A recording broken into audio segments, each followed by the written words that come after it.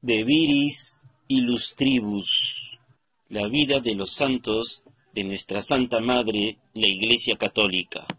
San Ireneo de Lyon, doctor de la Iglesia.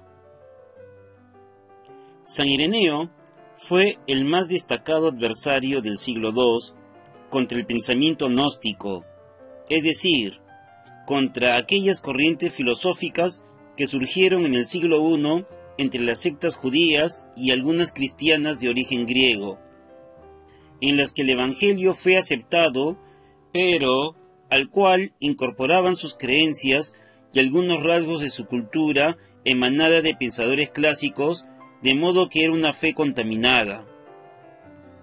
Algunos de los llamados evangelios apócrifos y gnósticos, como el de Judas, son una manifestación de ello.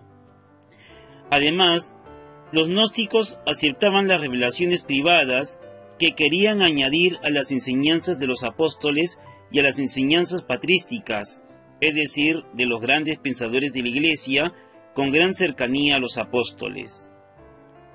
Muchos gnósticos, influenciados por el pensamiento griego, consideraban que habían tres clases de hombres: el material, el psíquico o almático y el espiritual o neumático, a lo que llamaban sustancia, ante lo que Ireneo respondía que sólo había un hombre que asume las tres sustancias y que por el pecado perdía el espíritu.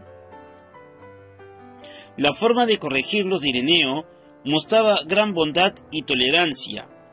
Él insistía en la fe en las revelaciones de Cristo, y cuando había dudas que no se podía resolver, les decía: Cristo nos explicará más en eternidad.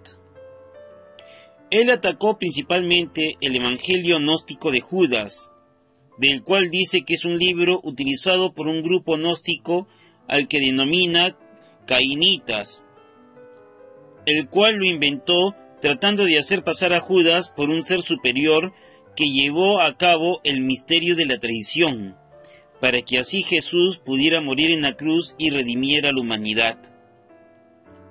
Ireneo siempre insistió que hay dos vías en existencia que están en oposición, el bien y el mal, y de los cuales había dicho Cristo: procuren entrar por la puerta angosta. San Ireneo enfoca sus sermones principalmente en el Génesis y en San Pablo. Su cristología consideraba que Cristo encarnado es el hombre ideal y que Dios lo tenía en mente cuando hizo a Adán, y afirmaba que al haber nacido Jesús de María es la prenda que él es descendiente de Adán. San Ireneo nació en el año 140, en actual Turquía. Fue alumno de Policarpo de Esmirna, quien fue discípulo del apóstol San Juan, de quien dice: he conservado sus enseñanzas, no sobre el papel, sino sobre el corazón, ya que lo aprendimos en nuestra infancia, se convierte en parte de nosotros mismos. Ireneo sucedió como obispo a Potino, obispo de Lyon, poco después del año 177, cuando falleció en prisión. Su obra más conocida es la exposición y refutación de la falsa sabiduría o falsa gnosis, conocido generalmente como Contra las herejías, o su título en latín Adversus Hereses. También se conoce una carta dirigida al Papa Víctor, suplicándole que no excomulgara a quienes celebraban la fiesta de la Pascua en otra fecha distinta a la Iglesia romana, y de esta manera evitó la excomunión de esas iglesias.